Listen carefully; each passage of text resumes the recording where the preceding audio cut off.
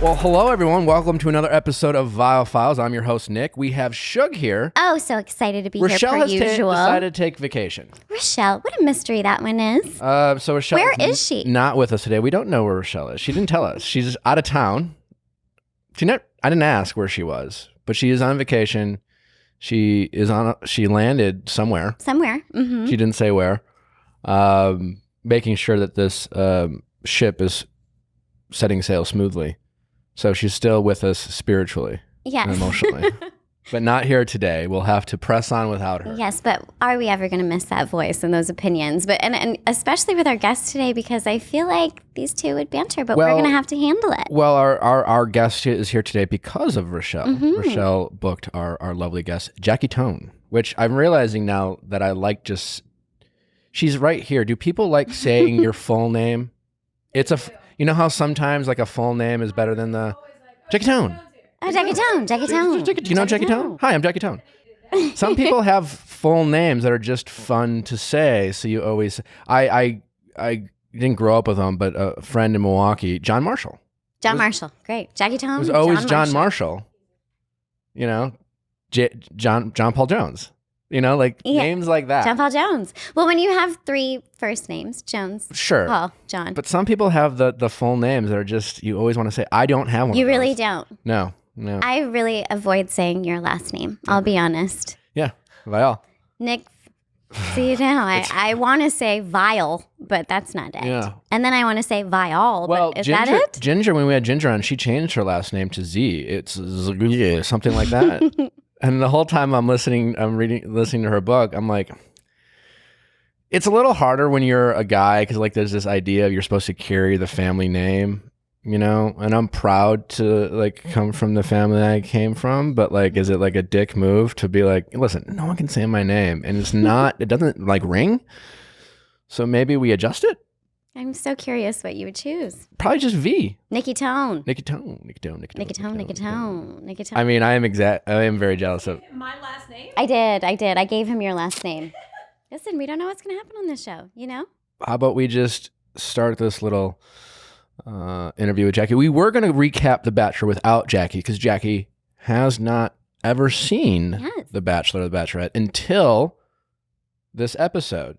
She decided to watch it. Yes. She told us she has a lot to say, so we decided to... told us. She burst through the door saying, "Oh, I am heated. I watched it. So I am ready." So we're gonna talk to Jackie about a lot of things, but we're gonna include Jackie in our quick Bachelorette recap of this episode, which we agree was fantastic. Fantastic. And as we're no surprise, Jackie has a lot to say because as we all do. I know. Sure. I mean, not only was this episode fantastic, but I was screaming excited for what's coming up. Oh, yeah. There's a ring. There's yelling.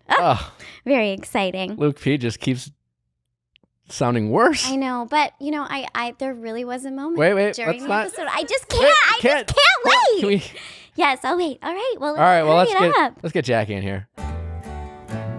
Time for Nick to sell you things you really need, but you don't own yet. Well, our first sponsor for today is not something you're going to necessarily own. Right. But it's something you can have, and that is better mental health and well-being.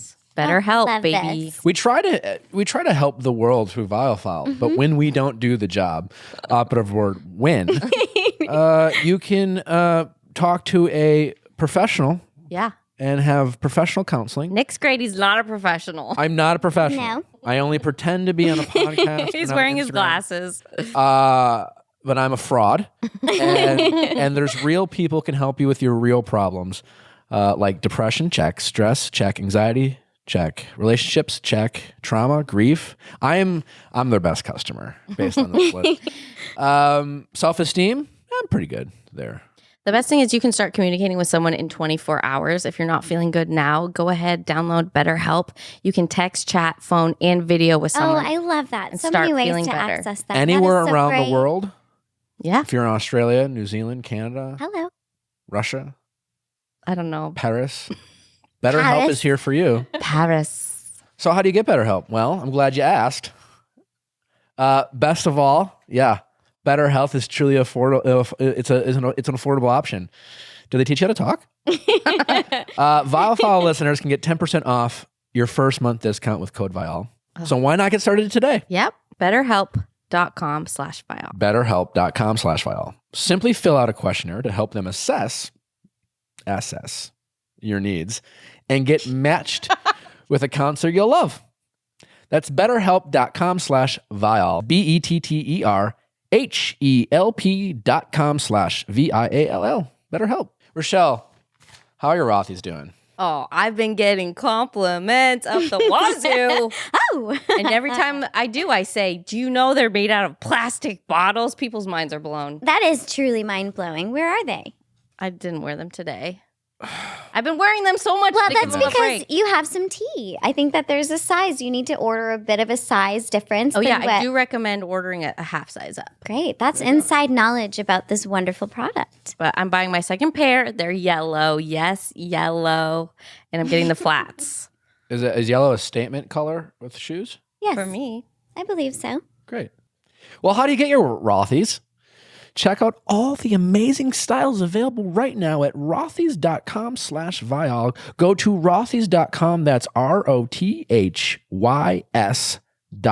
ROTHYS.com/V as in Victor, IALL to get your new favorite flats. Comfort, check. Style, check. Sustainability, yeah. These are the shoes you've been waiting for. Head to rothys.com/Viall today. You won't regret it. Now go buy the stuff. Hi, welcome to the show. Thanks for having me. So excited to have you here. First of all, before we get into the Bachelor stuff, I know we're all itching. You're sweating already, just your hands. I can see it, the heat, the anger. Just as a woman I'm not sweating. I look nice. I'm not sweating, and my hands are dry. Yeah. My hands are dry as a I was fucking like, bug. Oh wow, my how rude of gosh. you, Yeah. Shug. Okay. Wow, Jackie, Shug, I think and I'm saying this out of love. You look like a giant horse, but I'm saying that to be cute. Like, Listen, I'm just trying to get the people to tune in on the YouTube so they can check if you're sweating, if I'm a horse. Guys- I'm sweating. guys, tune in. My hands are soaking. I haven't decided if I want people to watch or just listen because I do care. iTunes is like people. It's like where people go to like judge you on the quality. Everything is where people go to judge you. That's true. But it is available on YouTube. It is. And I want them to see the beautiful faces that are sitting You- here you- today. Coffee stain. So, okay. Just, Because- you know what? Turn But off it was your one of those YouTube. things that if you didn't point it out, no one would have noticed. Right. And now it's all I see. It's the story of my entire life. I'm like, isn't my voice weird? I'm like, well, I mean, yeah, it's out there, but It is I don't know now. that it is now. Yeah, I wouldn't have had to. My whole life is pointing out things I shouldn't have pointed out. 100%. I'm very similar that way sometimes. Yeah. Anyways, Jackie, thanks for coming. Thanks for having me. Jackie is an accomplished person in general. Huh? Just, yeah. Okay, sure. Right? You're talented. Well, I mean, you are in a very I guess you're in it. Both. You're on it. You're on a very successful show. I'm inside Glow. I'm She's- inside. Yeah, you're deep inside. she plays Glow. Is it Melanie. Melissa. That's okay. Name. Whatever. But it's, on Glow. But it's Melrose. Melrose. Yeah, the character is just I like that. Melrose. Yes. Melanie Rose. Yeah, And then people they call her Melrose. often. Well, actually, Was it written that way, or did you like? I love that you're asking that because it's actually even one step better. When I auditioned, it was Melanie Rose, Mm-hmm. but when I got it, they changed it to Melanie Rosen because you couldn't kick the Judaism out of your girl. They were like, "Oh, she's Jewish." They're like, we can't ignore this. We can't.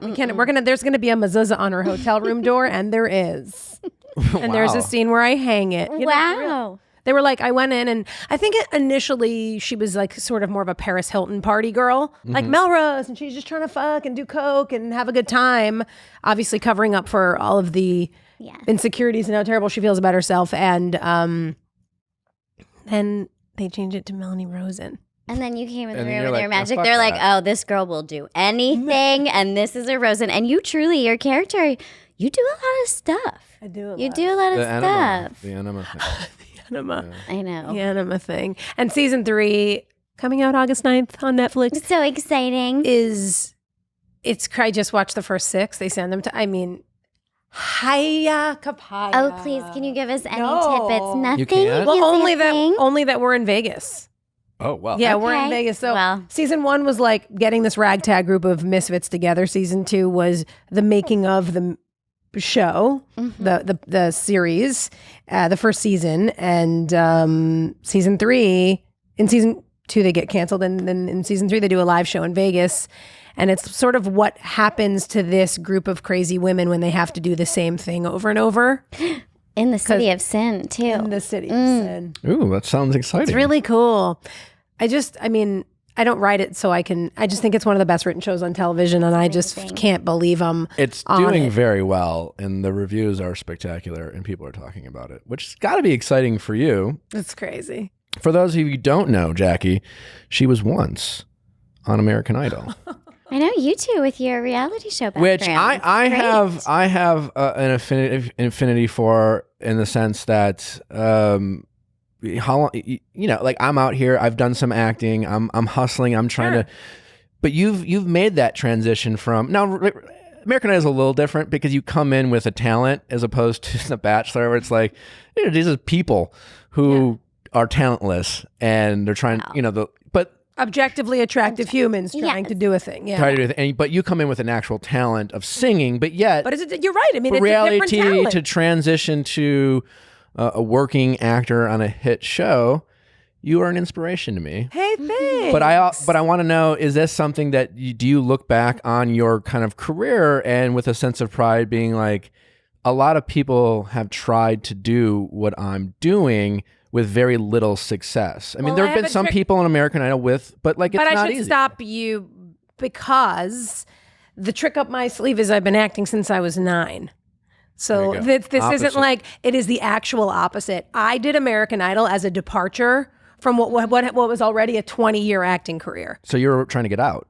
I wasn't even trying to, can you imagine just me scraping at the horror movie walls. I wasn't trying to get out as much as I truly had. I was defeated. I felt defeated. I wasn't like down and out, but I really was like, I mean, I have friends who've been trying to act for 4 or 5 years and they're just like, dude, I don't know if I can do it anymore. And it's just like, Tough. I thought that after 20 years, like I started when I was 9. So like my entire childhood, I did a couple episodes of The Nanny. I was on Sesame Street. Like I was a true kid actor. You were on Sesame Street. Yeah, and my character's name was Evan. So you want to talk about gender fluidity in 1990 something? Yes, God bless Sesame us all. Street. Yes, But I'm going to go back and Google that. yeah, it was me pogo sticking with Big Bird. It's fine. Snuffy was my homie. Wow. Guys, what I'm saying is I've been in the game for a hot minute. And so by the time, and I've always been making music. My dad's a musician, so I was a singer, songwriter. And then I tried out for American Idol. And what's funny is I was like old for it. Like How old even were you then, when you went out? 28. Okay, And I it's like, guess. that's Sure. the oldest.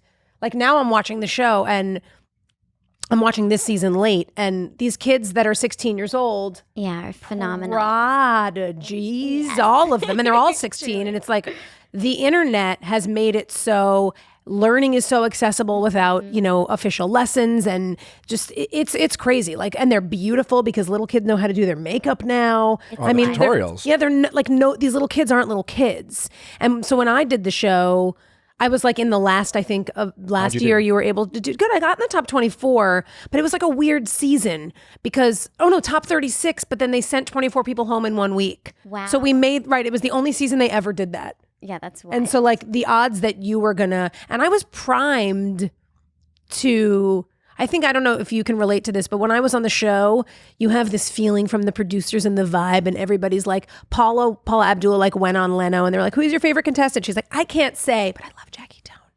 And it was like, oh, I'm gonna, She said this on Jalen. yeah, I was like, how I'm much gonna, hope? You're like, that's it. I'm going to the end. no, like I'm gonna be on this motherfucker. And Yeah, then, for sure. But I made the top, so I was like, in the New York auditions, there was 105,000 people tried out that year. God. Wow. And then in the New York audition, there was like 20,000 people. And they showed 3 of the auditions. One was me.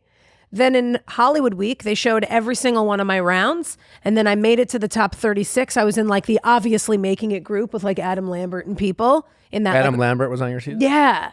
In that room where they're like, okay, this room is going to make it. This room's right. We're all like looking around going like, okay, duh. Then I made it. And then I got eliminated. quicker than you can say the word immediately, I was packing my bags, and it was like such a gut punch. Even though I had dealt with so much rejection over the course of my life, having acted for 20 years prior, I was like, oh, this is a special beast. Yeah, you're like, I'm seeing all those little tiny signs of Paula saying that, and like you're in with the right people. Enormous signs. Yeah. Like, like you can't look past these. My guess is Paula saying that on Leno, that's not like a producer plant. No, that's her. That's a that's genuine. Like it thing. erupted out of her, but she was like, "Oh, my favorite." That's great. Like, But it was like Paula was a judge, yeah. not necessarily a producer, so that's not necessarily Paula's call Right. as much as. But I just mean like it's the producers making the show, Yeah. and when they have 18,000 people to weed through, and they show 3, you're like, oh, okay, Yeah, fuck cool, yeah. cool. Then that continued, and I was like, yeah. And as a person who'd been in this business for so long, I was already coming. I was in a place in my life where I came into experiences, and this is kind of shitty, but I came into experiences with a negative. I was like, not going to get it. It's not going to happen, because it was so disappointing every time it didn't happen that if I primed myself for the negativity, if I got it, I was like, woohoo. And then if I didn't get it, I was like, yeah, I didn't think so anyway. Can't get me down.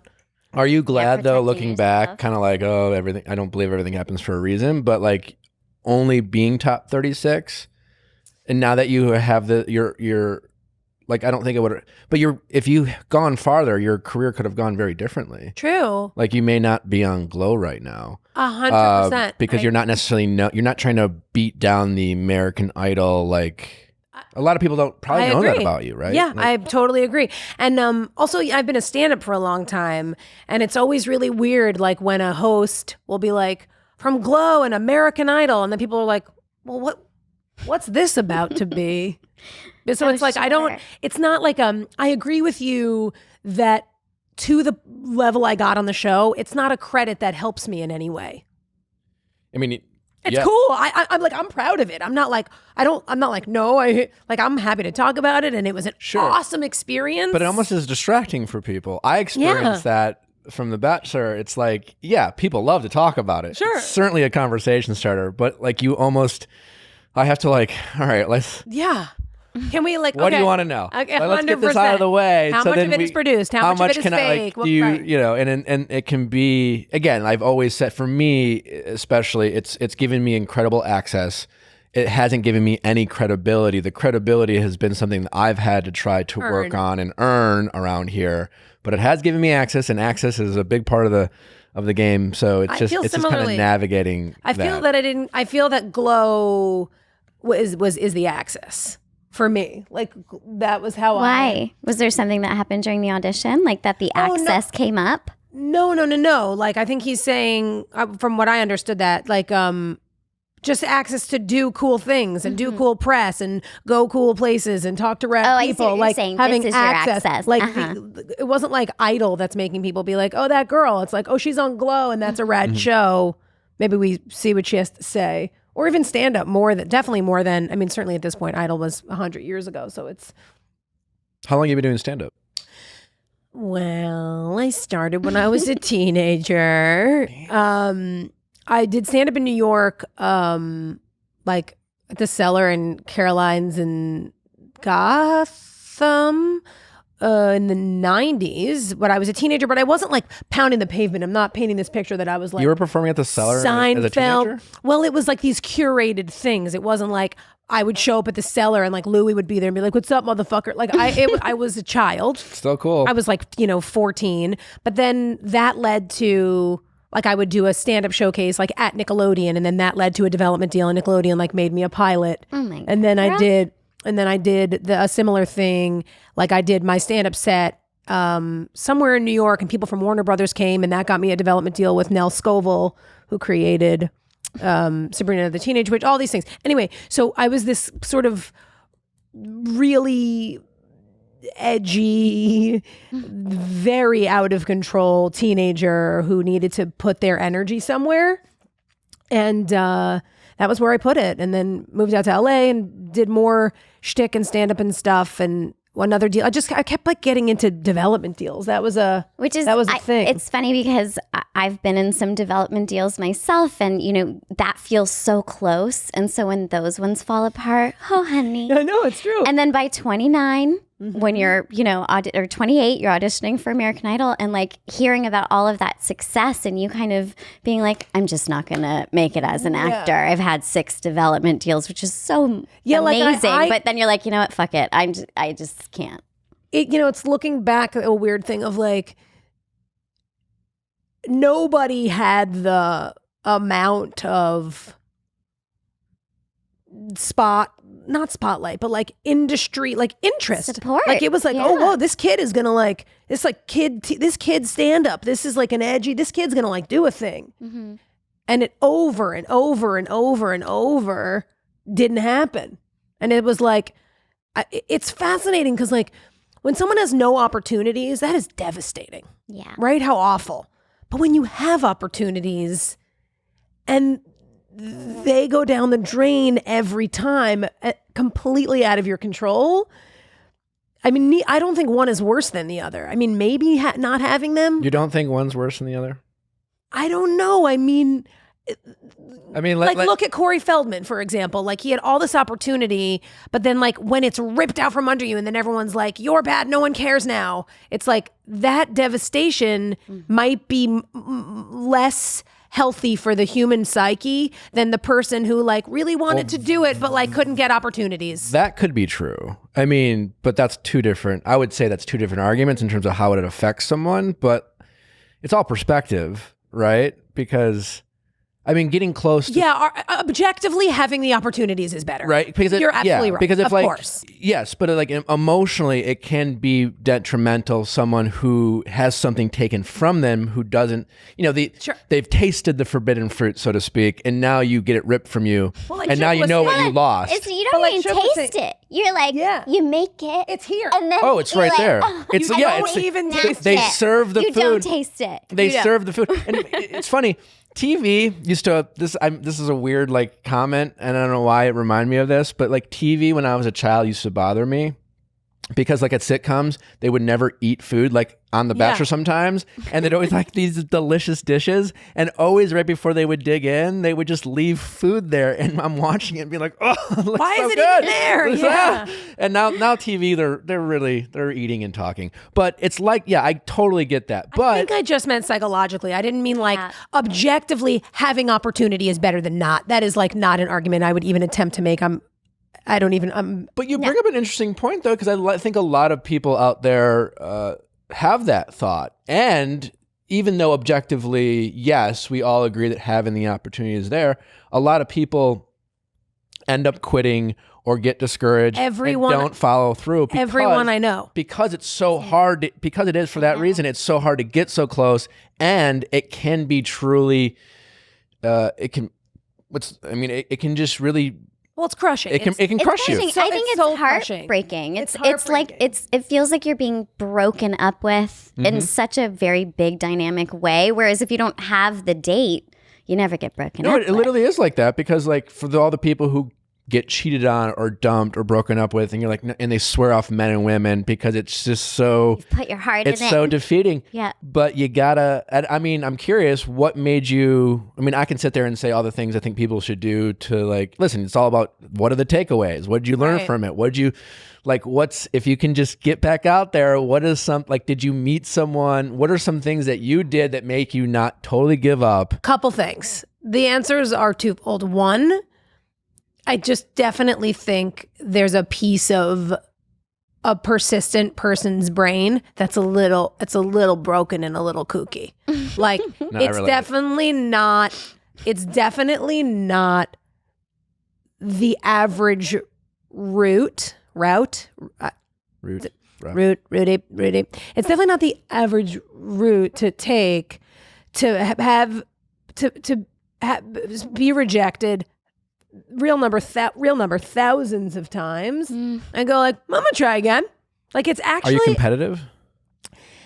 I mean, with myself, like but so the two things are that like, I can't explain persistence and perseverance. All I can do is say like, keep trying, but I can't explain why I do. And the flip side, and not the flip side, but the second thing is getting close. Like the second thing is like, well, I'm not batting my head against a wall. The guy that created Roseanne and Mad About You is like, I'm going to make you a show. And I'm like, all right, that sounds fabulous. Then it won't go. But it's like that guy of all the people in the world said, I'm going to make you a show. So I was like, it didn't feel like it was a delusion that I could like maybe do this thing, but it wasn't for 25 years just kept not happening. Were you always persistent as a child? Oh yeah.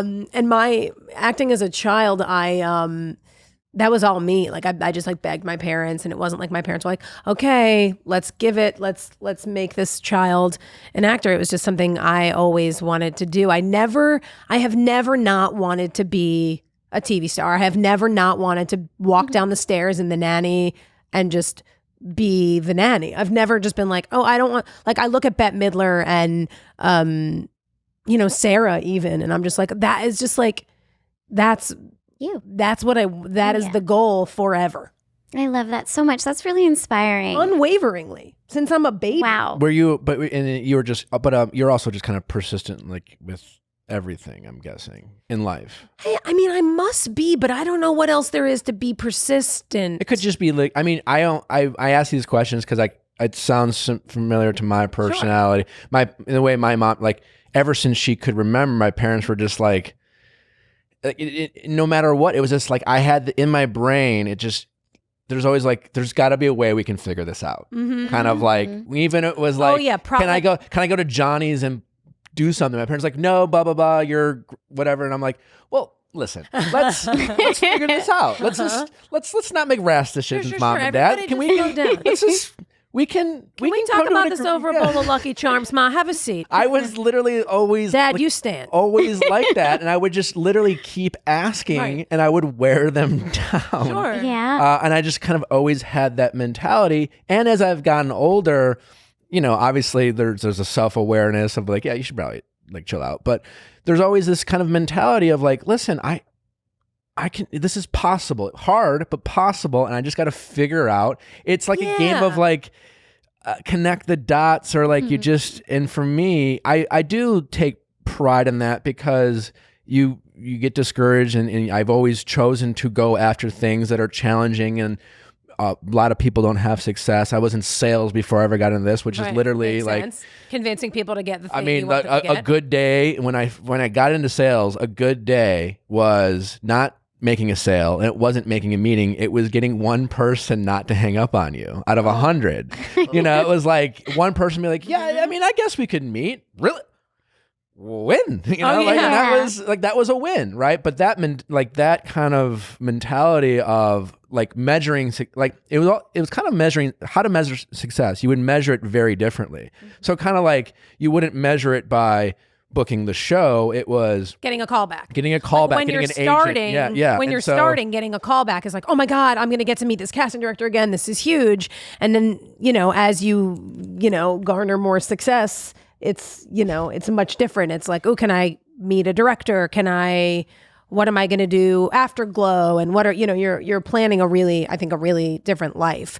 But it is true. I think what's funny about what you were saying is I was sort of the opposite. Like I'm super neurotic. And so I just was such a rule follower as a kid.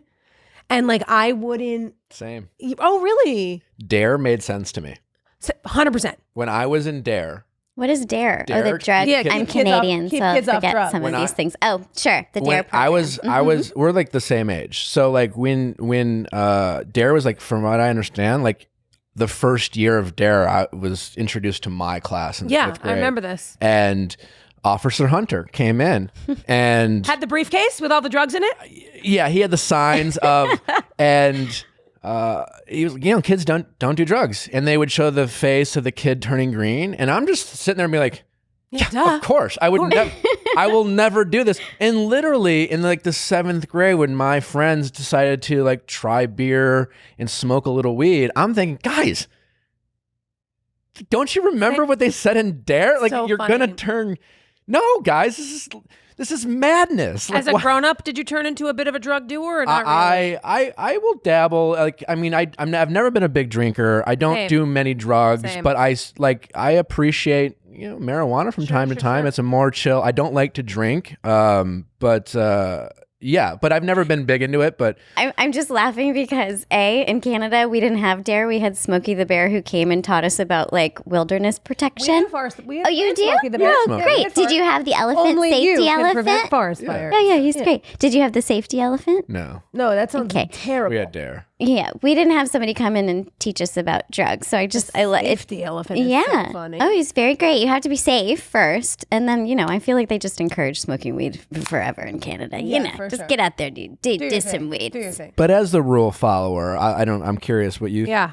But there have been moments in my life where I kind of I stayed the lane, and then all of a sudden, it was like, man, why didn't I try this? Like 100%. a little early. Like I was a little too buttoned up and a little too tightly wound in that regard. Where I could have been like, hey, I'm an adult, so as long as I don't like fall off the wagon. I can see what everybody's talking about. Sure, yeah. And do it responsibly, 100%. kind of thing. Yeah, but I was very similar that way. But it's weird because like in my career, I was very much like, no, let's do this. Like let's go.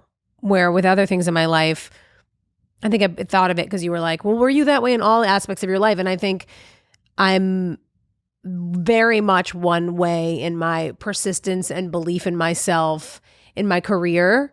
But in like relationships, I can tend to like allow myself to be in someone's shadow, which I don't know, by meeting me, I feel you wouldn't think I would ever do that. No, never. I can tend to take up some space in a room, but in a relationship, I feel like I take up a lot of space in a room. So in a relationship, I try and go like, oh, well, I definitely don't want to do that here. So let me be. You consciously think about that? No, but I look back. But I'm looking at it because you were saying like, am I that way in all aspects of my life? And I was like, I don't think I am. Are you in a relationship now? I don't know if I'm not in a relationship. I'm dating somebody cool. Cool. Yeah, he's cool. We've been dating for a few months only. So it's new. We haven't met on defined Bumble. it though? We have not defined it, which Do you is know actually when, how? Is that kind of nice? At this point? Well, you know what it is? I found out this is so much fascinating shit is going on right now. It is kind of nice not to define it, but it's also, I get it's like I don't wonder about him where I'm like, do we need to say the words we're exclusive? Like, I don't think he's dating anyone else. I'm not dating anyone else, but that's also not my move. Mm-hmm. What is your move? No, like my move is like when I meet someone I like, I'm going to try it. I'm not going to be like, oh, let me go and hang out with like 3 other dudes and figure it out. Like that's too muddly for me. I've never been a person, even before like me and whatever dude will have an exclusive talk, I'm already like, it's too confusing for me. I can't be. And I'm so debating. Yeah, it's just a crazy time because I recently found out that the dude I dated before him, who I didn't trust at all, and I broke up with him because I didn't trust him. I recently found out that he was totally hanging out with all the other people I thought he was. Really? He confirmed your distrust. Well, he didn't. Other people did. I've since found out. Not he confirmed it, but his action. It's been confirmed. It's been confirmed that you were. And it's fascinating. Aren't you kind of like, my instincts, Yes. I know them, they're right. Correct. I broke your tiny shoulder. Yes. you. You're welcome. I really do feel like it gave me this, like, put my shoulders back, like, Yeah. I fucking saw you. What were and some I of the red was flags right. that you I'll noticed? tell you. Oh my God, it's so good. So it's crazy. So just to say that the dude I'm dating now, I don't feel any of those things toward. I don't feel like, that's not true. What do you think the difference is? Why are you? Communication? No, No, but I'm I curious think about the one of specific them, red flag. What I'm did going to tell you, notice? but I think one of them is a good man. Yeah. And I think one of them, I'm very careful to use this word. But from what I've learned about him, this word is appropriate and comes straight from my shrink.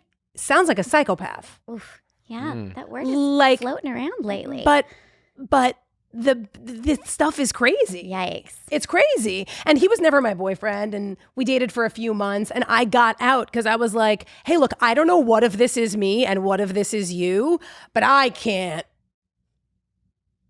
do this. This is crazy. Give me one thing he did that at the time it didn't make sense. Like it didn't feel right in your gut. But like he had an excuse and he had a reason. Well, you're just like, a couple things, without giving too many details, but a couple things like that were very weird is like he would never charge his phone at my house. Like when he would sleep over, the charger was on my side of the bed, so his phone would have to be near me, and it was like his phone would always die. And I was like, what a weird thing to go out. And you're like, hey, do you want to charge your phone? 100%. And he'd be like, nah, I use it before I go to bed and just pass out, charge it in the morning. I'm like, okay, just, But what's funny is when you have a thought like that, you're like, am I going crazy? But I mean, honestly, my phone dies all the time. Sure, But if it was me and you were like, oh, she opens doors for people and she's nice and she smiles and you could see not all about of his the other, phone like, dying. no, it's like, It's I not like about what his you phone said about dying. It's him him being not- a good man. It's him not taking you offered to charge it. Yeah, we all have our phone die. He was like, True. I would rather it die It be dead than be near you. than be, yeah. Yeah. But the other And thing. it seemed like a weird, like that. Yeah. It's No, so you're right. But it's subtle, so subtle. but what is, But then this other thing. yeah, right? this It's other like a thi- little thing. Yeah. But it's not. But this other thing is a big thing, and this is a little crazy. We'd be on the couch together or whatever, and then he'd look at his phone, and his face would get lascivious. I don't even know what that word means. It means like fuck face, like sexual. Give me your phone. Like we'd be chatting and talking, and then he'd go like. His face would get he couldn't fucky. help him. His Yeah. face would get like fuckish. like there was something going on there that was like slight, and then I would be like, and then you never want to be a girl that's like, oh, who was that? Yeah. But he'd be like, oh, I'm on like a group chat with my buddies, and it's like, Do you want to fuck them all? yeah, do you want to fuck them all? Did your dick get hard from all your friends just now? Because I see it. Yeah. I see it. So I don't, but you don't want to be then again, what's so crazy is like, I feel like men really only call women crazy when they're caught. And so it's like, hey, what? No, like it's That's not true. fair. But I just mean like, not only, but often when in these moments, I've never in the past one time, and I'm in like 2-3 year long relationships, probably 8-10 of them at this point, like, that math doesn't add up, but I'm 100. No, I just mean like I've been in a lot of like, long-term 1-2 year relationships, and that was never, I've never been like questiony or always dated comics. They'll go to Montreal and like sleep in a hotel room with like a girl opener, and like maybe at the time I should have been like, hey, I have boundaries. Seems weird. That's not great. But I trusted them, and I don't think, and it was their homegirl, and I knew her, and everything was fine. I didn't really have any questions about it. And in this instance, he'd be like, I was at Gelson's, and I'd be like, you weren't at Gelson's. You just weren't at fucking Gelson's. And I just felt this the whole time. And I ultimately just said, I don't know what if this is me and what if this is you, and I got to get out. But now and it was validated. So do you feel like now you do a better job of standing up for your gut, so to speak? Well, it's interesting because I did a really good job before, I think. And this was like a weird lapse of. But like listening to yourself, Yeah. because like the subtle things, you're just like, well, I don't know. I guess whatever. He doesn't care. Oh, he doesn't need to be on his phone. How great. Like you almost There's make excuses for like the weird thing. And I that don't just really doesn't seem right. 100%. And I don't really want to go too much into it, but there were a million of those. And a therapist said to me once that like, I mean, I think she said 2%, and that does feel crazy, but that only 2% of communication is verbal.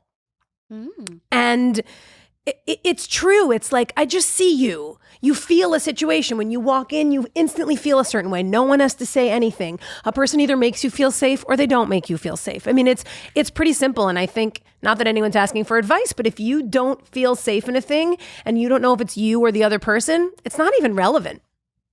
I love that so much. Totally true. Great advice. You know who might not be doing that? Hannah. on The Bachelorette. Segway. Hannah. Edu. I just got to segue it because we're talking about so many things that apply. Giving up. You know, Hannah's trying to give up and they're like, do you or do you want to be persistent and find love? And she's not an option to give up. That was I know, that's what I was thinking. Like you signed up to be the Bachelorette. You got to pick one of these people. They always tease the possibility of, well, can you keep going? They did this on my season. Colton certainly, Hannah a little bit, but there's a lot of money at play if the lead literally just said, you know what, I'm good. I'm just not going to do this. Certainly the lead always wants to give up, especially in this situation. She really, truly felt like she is struggling, and I would too. I was like, oh, God, if I could march in there We're like and halfway yell through. at those boys. There's so many people left halfway through. There's so many people to They go. start dropping like flies. Yeah, because I noticed 3 went home. I mean, I'm learning. It was the first episode I'd ever seen. Yeah, so how did you do? What did you feel? How did it go for you? It just didn't get past me that Luke P's name sounds like Loopy, and he's Loopy. And I was like, is everybody, before I knew what was going on, I was like, why is everybody calling the one guy Loopy, but then everybody else has a name? Then when I realized it was a first name and a last initial, I was like, are we in kindergarten? Well, like, it's because of course, there's two. I understand why we use a last initial, but I was like, we're in that segue period with him because you didn't know this, but the previous episode, Luke S was just sent went home. So now we just are good with Luke. So now, and when at the end of the episode she called Luke's name and said Luke, now he will forever just be Luke. But we were in the transitional we're period. in the Luke S, Luke P of it all. Yeah, and so that's why. I mean, he is a monster, huh? Yeah. Well, just so you know, he opened up this season. I've been very critical of Luke. How could you not? I mean, well, in the she's had a different opinion. She's tried to defend him, but he opened up his big welcome to America. Luke P was, listen, I know I'm a good looking guy, and when in college, he's like, listen, and chicks dig me, and I basically fucked a lot of people in college, but then I had an encounter with God in the shower, and do you know that cartoon birds just flew down and sewed my pussy closed? Yeah. This is sorry. what he said. I know that I'm super hot and chicks want to fuck me, but also didn't he almost cry last night when he found out that Hannah's fucked? That was wild. in the previous No. Sorry, wait, go on. So tell me. Yeah. So So he that had was an like, encounter. so he had, apparently God visited him in the shower and said, you need to stop doing this. And I immediately was just like, I don't know where to like go hide. Hold on, I don't want to That was bang literal. this, but it came up for me again. These feelings came up again where he feels completely ignorant. Like he's never been in love He before. is completely ignorant. Like he truly kind of feels what he's feeling and he doesn't know that he's lying and he lied because like he feels like he genuinely feels these things. Ignorance is just Not an excuse. No. He's not Okay, 16. fair. He's He's not 24. 16. I agree with I don't like Jews because I never met one. Yeah, well then meet yeah. one and then Wow. decide or meet. It's a. Shut me up. But that's what that's what ignorance. I- is. Yes, but I'm like, Jewish, by the way. do we teach the ignorant or do we call them fuckheads and just throw them off a bridge? Do you think a malignant narcissist is teachable?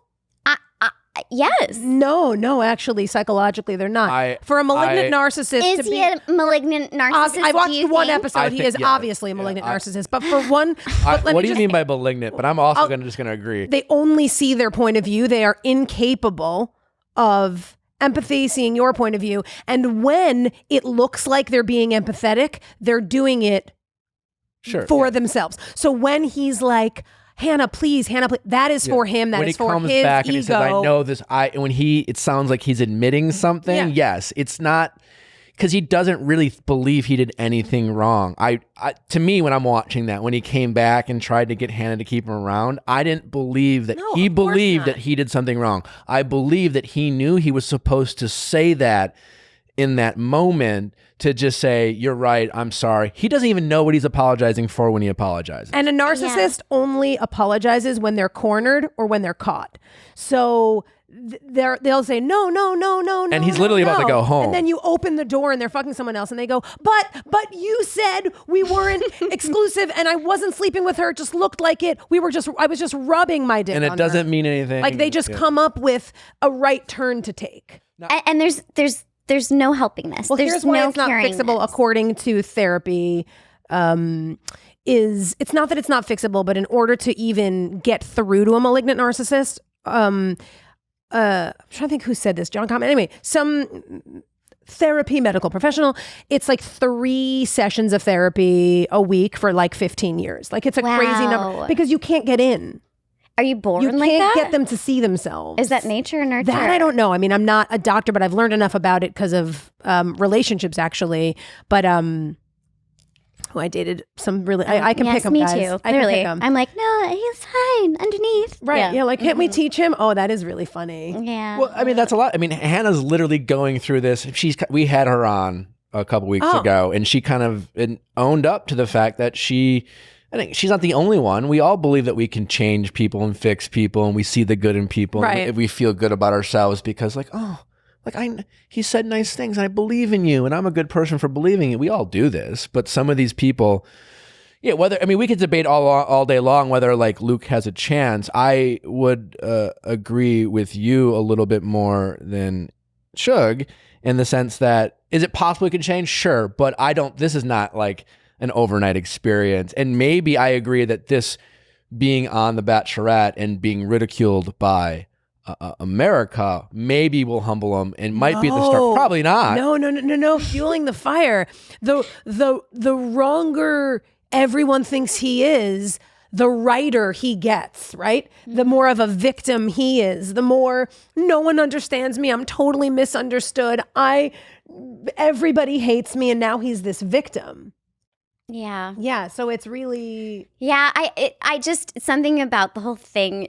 I just don't want to give up on the world. I think a little bit through this, and She's a hopeful. I am a hopeful. I am too. I don't want to give up on the world. But it's just like it's kind of like if you're. I think and I think that's where I kind of maybe need to unblur the line. Now I do think on this particular episode that the rest of the rest of the guys almost made Luke momentarily sympathetic when they were being children. But that's what happens with that's what happens. If you don't like a person and that person and everybody's against a person, people come up in defense of that person. Right. So it's like with Luke, everyone's attacking they lose him. Focus. And you're like, oh God, like poor guy. There's like 15 grown men talking to him about what a piece of shit he is. Like that must suck. But he made his bed. But these are decisions he made. Here was the problem what almost momentarily helped Luke pee out is, and again, and haven't watched this, it was a bunch of guys, other than Garrett, who I think is a player and he's going to have some, he's going to go far.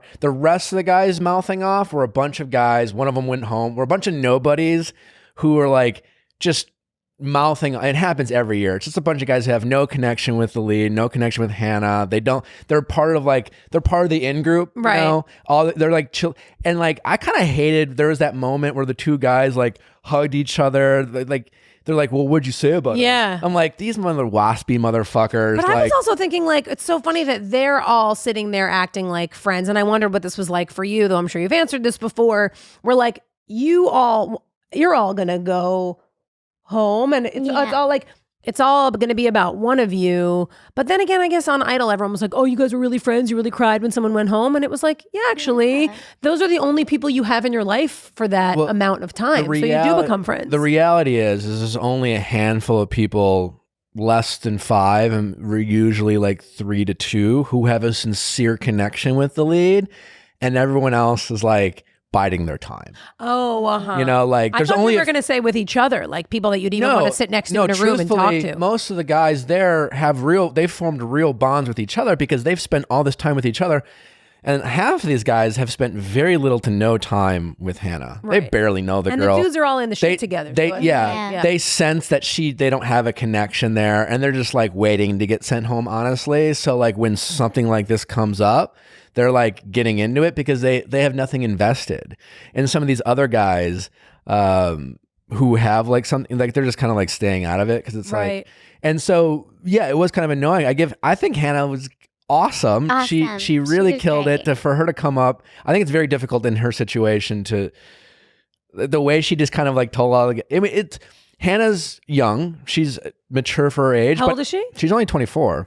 Oh, whoa. Yeah. Right? So naturally you have a younger... People are still 24. You have a younger cast, but to me this episode is very much reminiscent of a young woman who's mature, and she looked like she was like the age of the men really came through this season, this episode for me, where they looked like a bunch of boys, just kind of like whining about each other. But you know what's crazy? I mean, it's a petri dish for creating a bunch of boys who whine to each other. Like, how do you not look like that every single episode, every single time? I mean, there's 14 people fighting for one person. Sure. And in a situation like that, whether you like the person or not, you're there to fight for them. So just do it, or it's going to be bad television, and that's what you signed up for. So the whole thing to me is a bit Totally. I mean, then that is the show, and that's what makes it great. But like, even I was almost like in defense of Luke P when Garrett's like, well, honestly, like, Luke P doesn't owe Garrett anything. So this whole idea that he needs to was weird. Garrett's just like, oh, I told you not to do this. And it's like, if I'm Luke P, like, honestly, dude, like, yeah. And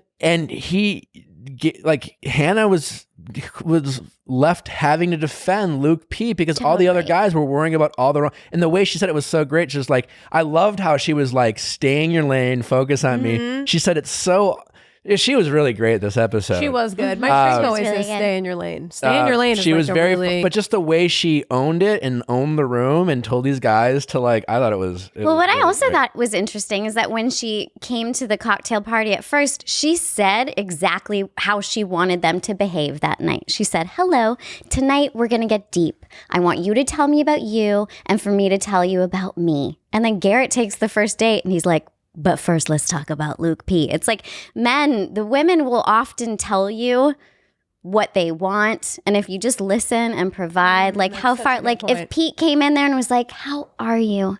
Tell me your deep shit." She would have been like, "I will fuck you later. And here's all my deep shit." Like, it was a very easy play for the boys. And Garrett took the shit off the rails. So yeah, totally. I also loved how she was like, "You guys don't know anything about me." I couldn't help but feel a sense of pride of the show. And we're like, well, I just tune into Viall Files because we asked Hannah a ton of questions and she really opened up about some personal shit. And it was fantastic. Yeah. But yeah, it was just kind of fascinating to watch Hannah just say that. I thought that was great. I thought that was great. Are you going to watch the rest of the season now? I don't think I'm gonna watch the rest of the season. I mean, I may. I can't say. I don't know. But yes, yes. No, I don't know. I mean, it was. I have to say, like, It's upsetting a little bit. well, you know what was actually good about it? Most of the TV I watch, God, this is going to sound so rude. Most of the TV I watch requires my attention. And I think that's why shows like this and how, like, they don't, like, I got rid of more clothes while watching this than I have in years. Listen, like, I'm the same. I went through my closet, like, I was cleaning, I was cooking, I did laundry. I was like, I got more shit done while The Bachelor was on in the background on my computer. That's why a lot of people like it. I mean, I'm similar to you. Like, I generally don't watch reality TV, Right. For that reason. But a lot of people seem to like the mindlessness of it all, and it's a very relatable because there's always something where you're just like, it reminds you of the guy you dated or a situation you've been in, or what you would or wouldn't do in these situations. Like, I was really proud of Hannah. Speaking of what you're saying, like I was like, hey, I gotta do that. Like, here's this young girl who's on a reality show, but she was like, here's what I need. yeah. And if you're not going to give me that, that's okay. But these are the things I need. And I'm learning in my 30s now how to even say, like, what boundaries look like, and to say, like, okay, cool, you don't have to change. You're not a terrible person, but these are the things I need. And if I need to feel taken care of and to feel safe and to feel nurtured, and you're not inherently a person who wants to go out of their way and be emotional or make me like, then okay, that's okay. You're a wonderful person. Yeah. But I at least have to tell you what my needs are. And I don't think I've, like, in all my past relationships, I don't think I ever did that. I think I was always just like so obsessed with being kind of funny and cool and What they need. rowdy but easygoing, like whatever you need, like it's fine. You need to like go and have a female roommate on your tour, like that makes sense. That's fine. I mean, I hope she doesn't suck your dick, but like it's fine, you know? And you know, not obsessively checking in, like that's just never been my move. I've had my kind of own shit going on, and I prided myself on that. And I think looking back, there probably could have been a lot more pride in boundaries and articulating needs and being a person really. I just love that she was like, we're going to go deep. I've never sat on a couch with a man in my life and been like, tell me what, like, Why? Of course I ask questions. And of course I want to know about your family and where you're from and what kind of stuff made you who you are. And I do ask those questions, but it's not like it's just she was so obvious about it. Yeah. Yeah. You've never like efficient. you've never like tried to get a guy to like own up to like really being himself around you, in the sense of like holding him accountable for like what do you want to share with me, just with me, about yourself? Never. No, and I'm getting like a little like I'm jittering my hands. I'm just like, no. Look, I've definitely I don't sit You're my not relationships. you're not the in the minority. I know. It's wild. We talk about this. Like what I've learned by doing this show, or some of these relationship questions, is the overwhelming theme that people, but I see it more with women. They seem to expect less about what they want out of a relationship, and they seem to be more fixed on making sure they're liked by whoever it is they have an interest it's a in. disaster. And they spend very little time on figuring out what they want and what they deserve. It's wild. Fascinating story or not. Probably should never preface anything with that if you want anybody to think what you said is cool. But Better be fascinating. Well, it's going to be terrible and boring. You're both sleeping. Oh my God. Years ago, I went through a breakup and I went to therapy, and I was telling my therapist that it was so frustrating because I was sitting on the couch with my boyfriend at the time when we were holding hands, and we were just like sitting there, and it felt like just a really cute moment. I was more of a meditator at the time, which I definitely got to get back into, and so was he. And feel free to make fun of me or comment in the comments section. We were meditating together. I've meditated. It was beautiful. And then afterward, we're sitting on the couch, and he was just like, when are we going to get a chance to connect? And I was like, my jaw, I was like, I don't know if and you were feeling connected. Connected. I don't think I never felt more connected to any human being in my life. We literally meditated holding hands. Is there anything that could be more connected than if we did that with his dick and me? Like, it was the most. Ooh, that's a nice idea. That's actually a really good idea. Wouldn't be very nice. Be very hard to concentrate on your mantra. So then we're sitting there, and he says this, and I'm like, what? There was no, it just got right to my gut. I was like, okay. And then it occurred to me, the phrase, being in a relationship with you is like trying to fill a bucket with a hole in it.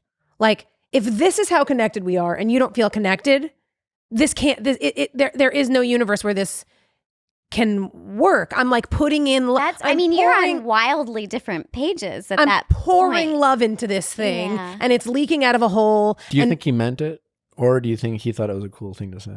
He meant it. And the conversation continued. And he was like, yeah, he just didn't feel connected. Now, he's the adult child of an alcoholic. He raised his drug addicted sisters. When he was 12, like, he's been through the shit. And now learning about what it is to be the adult child of an alcoholic and all the things he went through, I understand where he was coming from. And at the time, I didn't have the emotional intelligence to be like, wait, explain to me more. When was the last time you did feel connected? Right? All of those things. All of that is to say, I lost my train of thought. I was telling my shrink this story, and he was telling me all about his needs. And I think I was like rubbing his arm or something, and he was like, I just need more physical touch. And I'm going like, oh, whoa, we're not on the same page. Like, I think I'm touching you to a point that would like maybe even annoy someone else. Sure. Like cheeks and neck and ear, and just, I'm a very like squeezy, touchy. And it still wasn't enough. No, and he wasn't. Not only wasn't it enough, he wasn't experiencing it. Wow. It was like I would go like this, and he'd be like, "What if you'd ever touched my arm?" And it was like, I don't even know. Anyway, all this to say, this is the long-winded version, unfortunately, that I sit down at the shrink and I say to her like, and he was telling me all his needs, and I feel like I was meeting his needs, and they weren't being met, and I just didn't know what to do, and blah blah blah. And all she heard during this entire thing, she didn't focus on any of that. She said, and in those moments, what did you say were your needs? And I started gag weeping because it occurred to me, and this was, I was maybe 34. I had never one time in any, your eyes are getting welly. I know. I had never at one time meant to call you out with love, not with judgment. No. Oh my gosh. Of course I was like, not. oh, loser. Bitch, you're crying. No, I was like, you're touching my heart. I was like, I never sat across from a man and was like, I just want to feel enveloped. I want to feel taken care of. I want to feel seen, heard, and understood. I want to be a team with you. Yeah. I want to never one time. It's a common theme with our audience. And I'm watching I think with Hannah and I'm like, people, yes, yeah. bitch, go. You tell me what you need. No, Yes. she's really killing it. So, well, I feel like we could keep talking about shit forever. So maybe we'll have you back. But are you down for taking some questions with some fans and trying to solve their yeah. problems? Of course. I'll be terrible at it. Let's do Let's do it. it. Who's ready to get their love lives ruined? Let's do it. Question time with Nick. Let's ask Nick your sexy questions. Marissa, how are you? Welcome to the show. Thanks for calling. Hi, I'm good. How are you? I am great. Does everyone just want to introduce themselves? I'm Nick, Hi, I'm Jackie. Hi, I'm Sug. and we together are going to attempt to solve your problems. Okay. Oh, we're gonna solve them. Yeah. How can we help you? Okay, so there's kind of two parts to this situation. It's more of a heavy topic, I feel like, but okay, I'll try to word it best. I just moved from a small Midwestern town, and the only person I knew out here was someone from my high school. Where's Where here? do you live? Where is it? I will be pretty vague, but it's one of the states that Nick has lived in. Where? Okay, great. Where you live now? What? Where you live now? I'm in an East Coast city. Okay, you're in a big city. Great. Yes, in a big city. So moving from knowing only a small town to a big city, it was nice to know someone out here, even not knowing them all that well. And this person, he welcomed me very much into his friend group, and he's been very great. And he's become a very good friend of mine. But he kind of hid his sexuality because he was the son of a very prominent man in our community. And because of that, I think that he's always been someone that he's not, and been a person that other people think he needs to be. And because of that, he's been struggling a lot of depression issues. So you know that's this kind guy of- from back home? From high school. Yes. Okay, missed that. And him coming out was not a shock to anyone. It's something we always knew. So he has come out to you and some of his closest friends. He came out when he went to college, so that was a while ago. Okay. That was years ago now. Okay. But his family, some of them have not accepted it, and it's been very hard on him. But because we are each other's only point of contact from back home, I've had to absorb a lot of that burden, or not burden. I've been that point of contact, and I've had to deal with a lot of heavy events because of that. And I'm very, very happy to be there for him, but he's not kind of willing to change or help himself. When you say and change, it's starting what do you mean? affect me. What? When you say change, what do you mean? Like, what is he not doing that you wish he would do?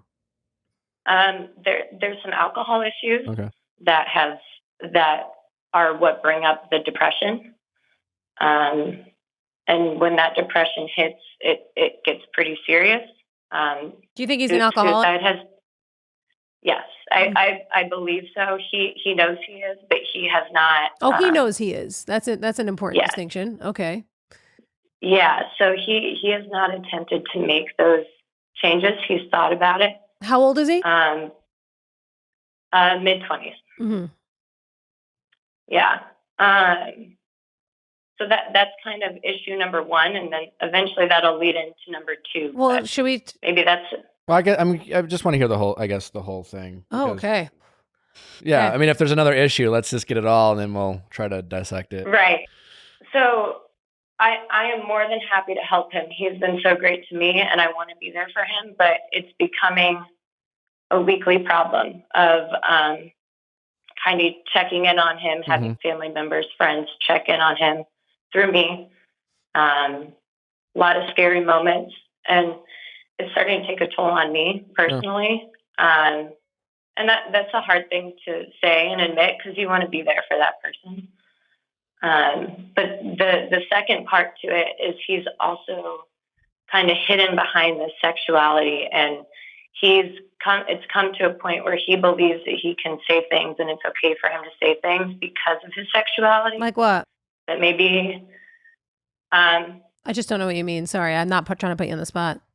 No, you're totally fine. And I'm kind of being vague, so I'm sorry. You're being super vague, so I'm trying to. You may have to be more specific for us to be able to.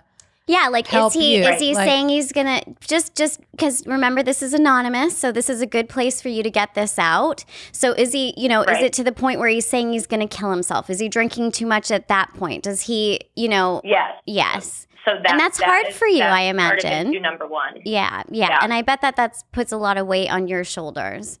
I think a lot of I have had people in this exact same situation who, haven't come out yet in their 20s. They're same exact. Yeah, and their families back home don't know.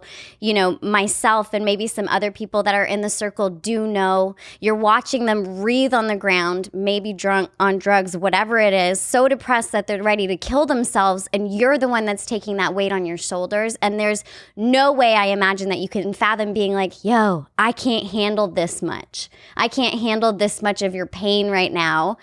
And what I always found it helped was to be like, A, always the truth. I get it, your family might leave you, but that's kind of what it's going to have to be. And B, you need to see a professional and talk to a professional, because as your friend, I can't solve your alcoholism or whatever it is. Like everything you said, Boundaries. 100%. And for me, what I've learned as I've gotten older is it's boundaries. You're not a bad friend to say to your friend, I'm actually at my critical mass of the amount of what's happening in your life has now become my life, right? We now have, it's also kind of codependent, right? So it's like your lives have become one life. You have to be checking on him. Is he drinking too much? Is he going to kill himself? Has he come? What's happening over there? And it's so much weight on your shoulders. I had this exact experience in my late teens, early 20s.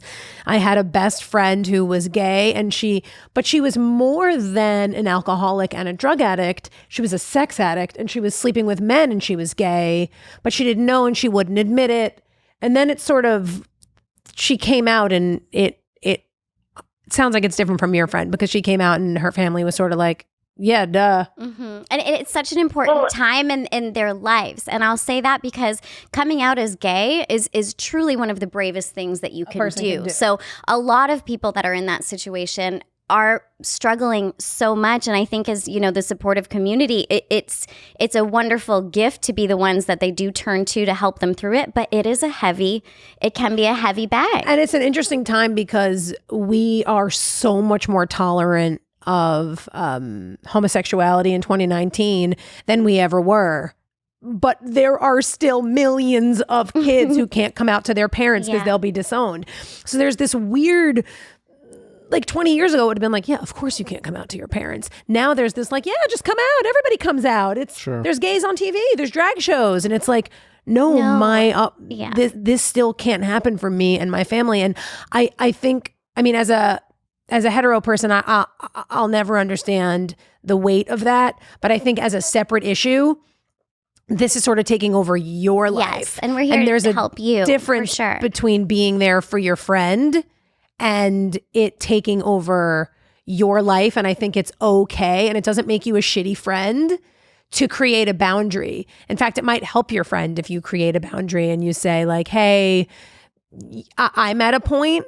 Like even in relationships, I just learned from a friend, a husband and wife, a husband can say, honey, I love you so much. I actually can't hear anymore about this. I've given you all I can on this. I love you so much. I'm there for you. I've literally given you every ounce I can on this and I don't have any more advice. I'm tapped out. You do need to talk to a professional. Mm-hmm. Like how fascinating that in a relationship you can do that. And it's actually one of the tricks to helping people out of depression is because they go into internal spins about themselves, about their problems, about all of the rest of it. And then if somebody that they love, who they're trusting with this information, turns around and says, hi, I actually need something. I need help because this is a lot for me. I think you'll find that he'll turn around and be like, oh my God, honey, I didn't realize I was saying taking honey it because all. He's gay. Well, I don't know. Maybe. Okay. I jumped into character. I say honey to. No, but she's a hetero woman. I just mean like, okay. Anyway, go on. You don't know what I am. Anyway, yes, Nick. I know that you have like a burning, you're biting your lip over there. Oh no, I just bite my lip. I think you guys said it great. I mean, the only thing I would just kind of echo what Jackie and Sug said in that sometimes, you know, there's definitely a time and a place for tough love. I think boundaries is a good place to set. I do think we talked a little about this last week. Is this, listen, you know, whether being in a minority, feeling outcasted, all these things that, you know, fortunately for the most part in my life, I haven't had to deal with. So, you know, it's easy for me to sometimes, you know, dismiss some of the pain and suffering people sometimes experience. But at the same time, I think sometimes when you do feel down, it's really easy for you to compound and make it worse on yourself and feel self-pity. And then for the people who are close to you, like yourself, to really kind of dump that shit onto your friends because you know you can. And because you've been such a good friend and kind and you're willing to listen, I think subconsciously it's very easy for that friend to do that and really pour it on. And even sometimes say things they don't maybe even really mean, not to dismiss sometimes these unveiled threats of suicide or things like that, because how do you know what's serious and not serious? But I think sometimes people have a tendency of doing that with the people we feel most comfortable with. It happens all the times in any kind of relationship. So I would agree that absolutely recommend them to get some professional help.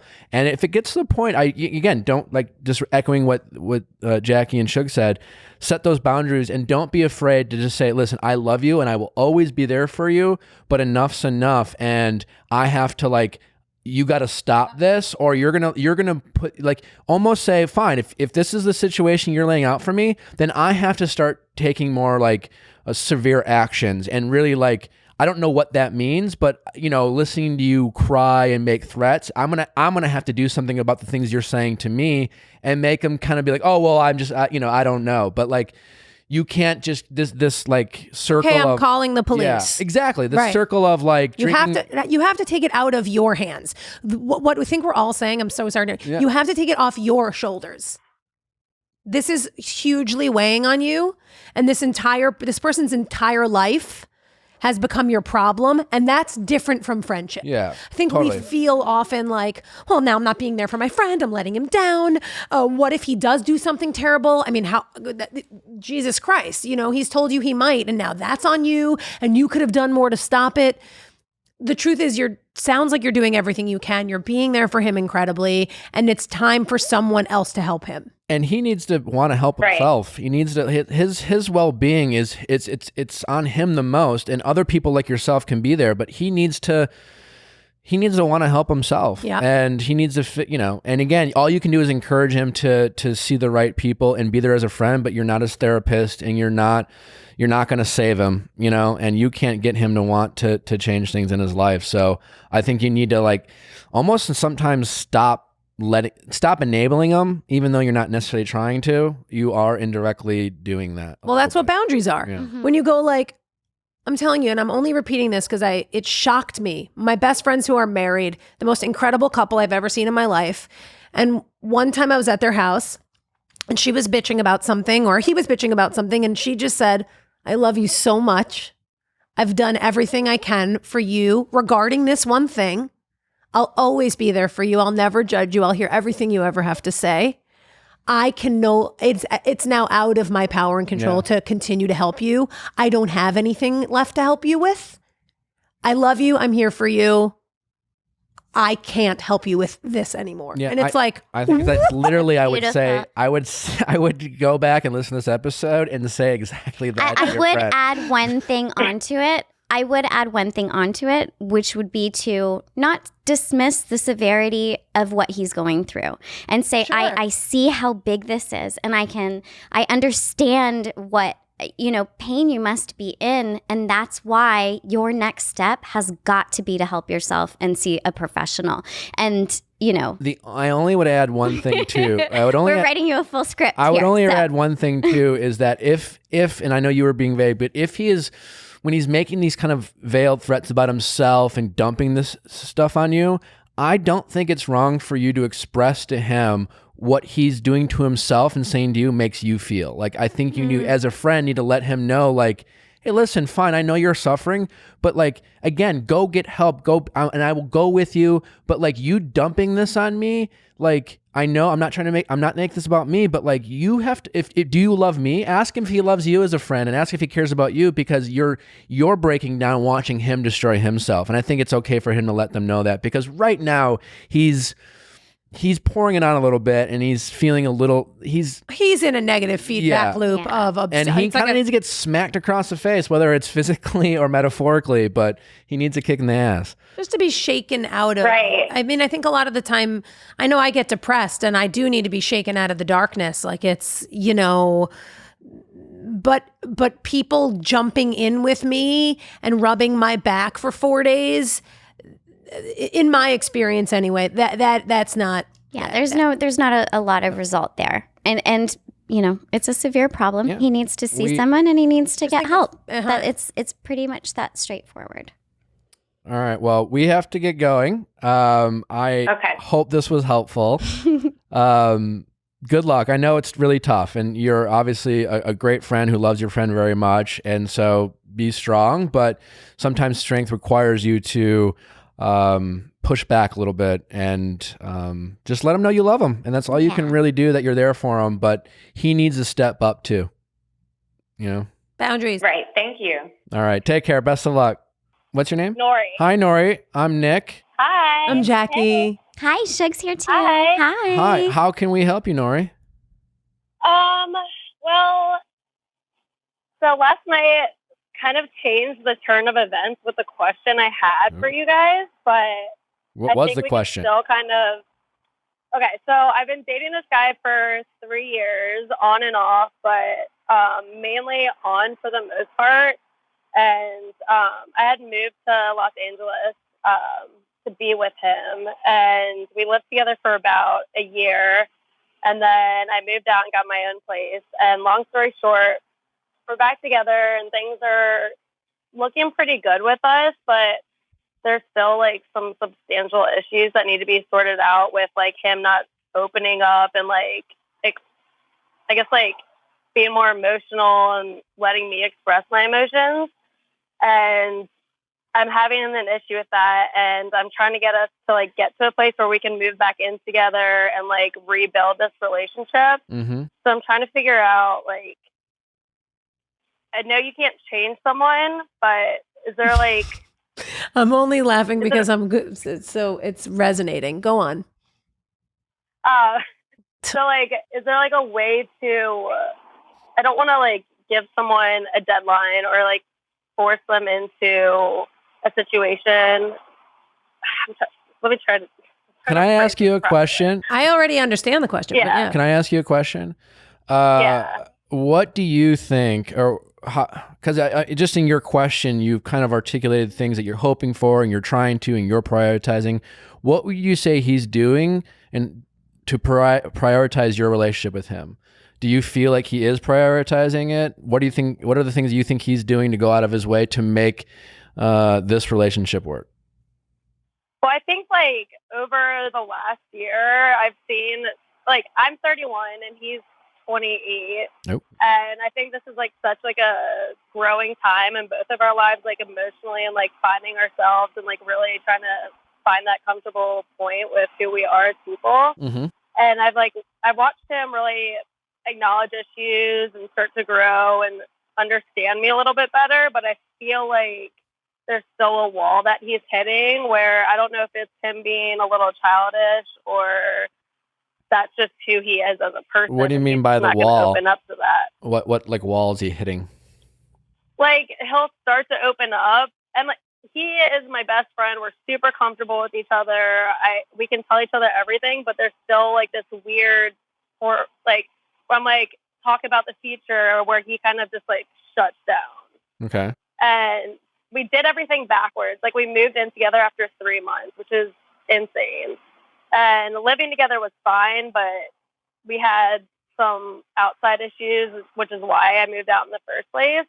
So I'm just trying to figure out, like, is he ever, I guess you guys can't really, like, read his mind, but, like, is a person able to get back to that place, or did we already hit that and move on? I mean, I think every relationship's different. I mean, the honeymoon phase or whatever you're referring to it's never going to be the same as it was when you first met, and nor should it be. I mean, like you can't replicate the first time you meet someone in the first few months of hanging out and the magic and things like that. I mean, that not that part, but like the fact like of moving back in together and like, can you go backwards? Sure. I mean, like, people get back together. I mean, I don't necessarily usually recommend it, but every situation is different. You know, and I don't know a lot of the details of why he might have moved out, but I think, you know, and I've said this with other callers, I think it's just really important in this situation, without knowing too much detail, to try not to force something that isn't there, or try to fix something that's broken. And I don't know if that's the case here, but you know, the answer to your question, like, can people change? Sure, but they never change for anything other than themselves, ever. Right. Like you don't want him to change for you, because that means it's temporary. That means he's pretending to change and put a Band-Aid in something he's not really fixing. He actually has to want to do it for himself, and you should want him to do it for himself, because that's the only way it will remain permanent. Right. So, you know, like I think, again, that whole cliche of if you love something, let it go, you know, kind of thing. It sounds like, and that's why I asked that question, is what is he's doing? Because clearly you're very dedicated about making this relationship work, and you're, you know, and we thank you for calling in and asking this question, but I'd be really curious about what conversations he was having with his friends, and how much of this relationship he's prioritizing and trying to make work, other than just conversations he's having with you when you want to have them. Like, does he bring it up? I mean, I just don't think he's having those conversations. Well, that's a big deal. Yeah. Does he ever bring it up? Does he ever bring you guys up to you, or is it always you bringing it up? We're like, it's not an awkward, like me and him are so comfortable. It's never like are we together? Are we not together? Kind of conversation. I don't mean that. I mean, like, does he ever come to you and say, "Hey, I want to talk about us," or does he? No, I'm assuming it's always like that. Yeah. Well, he isn't like that. He always is like, "I love you." He's always like, we spend every weekend together. We hang out during the week. It's loving, but there's this like weird wall of like, I'm like together? Like, I mean, are you committed to each other in a sense? Do you know that you're only seeing each other? Yeah. You are. Okay. You're because you like, I'm ready to move back in together and like have this relationship kind of back where we left off, like where we had, well, it's never really been left off, but like I want to be back living together and moving towards the future. And he's always like, give it a few months. And it's like, how many months do I get? Well, here, I'll without knowing too much, I'll sum up what I think you should do. And like, my general thought on this is that you've been with this guy long enough and you are together. You shouldn't be this confused about a relationship that you're in. And so whatever it is you want, you should feel confident and expressing what you want. And if he doesn't give you the answer that you want, you need to like react to that, because what's happening here is like, you're kind of saying what you want, and he's like just saying things to appease you and delay the inevitable. And you're continue to be okay with not getting the answer you want, because like he keeps not necessarily, he's like, oh, well, maybe he keeps delaying it. Right. It's not the answer you want, but it's not necessarily the answer you're afraid of getting. So your second better option right now is to remain in limbo. And you, at this point, it's on you to decide how long are you okay with living in limbo, and at what point is your breaking point to say, listen, whatever you want is fine. I'm going to respect that, but this is what I want out of the relationship. This is what I need. And I'm not okay with continuing to live in this kind of situation, because you shouldn't be this confused in a relationship that you're in. You have to, again, I've said this over and over, you have to be okay with getting an answer you don't want. And right now you're not, and you're hoping for the best, and you're just like taking the second best option in your mind, which is, it's not no, but it's not yes, it's a maybe. And right now in your mind, maybe is better than no. And I would argue that it's not. It's not. It's not. And my suspicion is that if you do say like, hey, I'm not giving you like an ultimatum or anything, but we need to figure this out. And he still says, give me a month. And you go, give me a month. Yeah. I actually I'm gonna go to I'm gonna see what's going on in Santa Barbara the next couple weekends, but I'll call you when I figure out how I feel. I guarantee he's on your doorstep with fucking 2 suitcases. Yeah, or not. And if he's not, then that tells you your answer too. That then it's sort of like he has all the power right now. Yep. We got into And that an doesn't feel argument good, by the last way, night. having all the power. Yeah, No, what was the we breaking got in an point last argument night? and I told him, I was like, leave me alone this weekend. I'm going and staying in Marina Del Rey for the weekend at the Ritz, and you just leave me alone. Yeah, and I think, I said that you got to believe that, and you got to follow through, and you can't say it as a Right, because the thing is, he knows you'll be back. He can't say it as a threat. I think you really, and again, this is very similar to call we had last week. You have to, again, set expectations for what you want and deserve in a relationship. You have to really follow through with that. That should be a priority over this relationship. Your needs and your wants in a relationship should be a bigger priority than this relationship. Because if your needs and your wants are met, then you will be in the relationship that you deserve. You know what I'm saying? Then it will be the type of relationship that you should give it its priority. But right now, you're in a relationship that you're very confused about. That's not okay. Yeah. And this hasn't been going on for 2 months. I mean, 3 years is an inordinate amount. And I've been there. That's why when you were saying it earlier, I was like, I was in a relationship. And what Nick said, I mean, nail on the fucking head. Really proud of you, dude. Like that, for real. That was amazing. This idea of like, wait a minute. I've been in this way too long to be confused. Yeah. This isn't 3 months in and we just met and I'm like, oh, we're still learning each other. This is like your fucking person. And if it's not, sorry, but bye. Yeah. Yeah, that's like exactly where I'm at with everything. It's just like, I guess it's just like the letting go and kind of being like, you take the reins, and if you want to do this, then fine. It's like, it's kind of scary to like let the horse ride. You know what I mean? It's definitely scary, and we've all been there, and I've, in different parts of my life, definitely have been in a relationship that was in limbo. But again, things like thinking about how much time you've been together, he's your best friend, how much you've already invested, are all things that we do to continue to down this kind of circular path, and none of those are actual valid reasons to keep doing what you're doing. All that really matters is the present and the future, and the past is fairly insignificant, I would argue. I mean, it sounds nice and it's great to reminisce, but it doesn't do you anything in the moment. And not to be Sorry, gross. I kind of broke up just there. And not to be gross. Well, not that it's gross, but well, you're beautiful. But what I was going to say is you have an incredible shaped mouth. Sorry, I can't hear you. Well, you'll hear it on the podcast and you'll be flattered. Yeah. But you have a really good shaped mouth. Oh, thank you. Well, You're welcome. Best of luck. Again, really, you got to reset and really value what you want. But I say this to a lot of people. You're going to be fine. I can guarantee you. But that's entirely up to you. You have a lot more power than you are acting on. So, well, thank you. I really appreciate it, and I needed that. All right. Take care. Bye. Thanks, guys. Have a Bye-bye. good weekend. You too. Bye. Nick, you are good at this. Isn't he good? I don't want to say I something that might be know. offensive, but also might be complimentary. I'm surprised.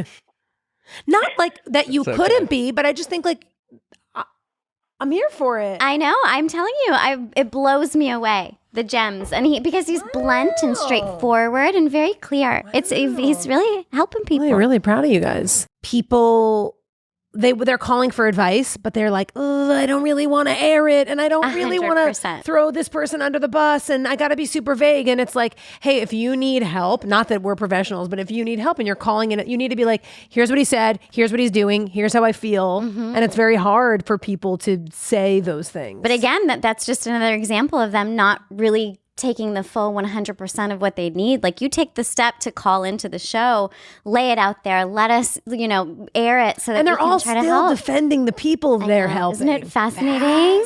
Fascinating. I know. Well, it's not. I would argue that they're not. Well, they are, but they're also defending their choices. Sure. You know, in the sense that because if deep down our subconscious knows if we are with. It doesn't sound like this guy's a shithead or whatever, but if we're with someone that maybe deep down our gut is questioning, do I deserve more? And yet they decide to, and when the guy or the girl that we're in a relationship with blows us off or flakes, or it just keeps doing things and making us feel like, I don't deserve this. I don't know why I'm doing this.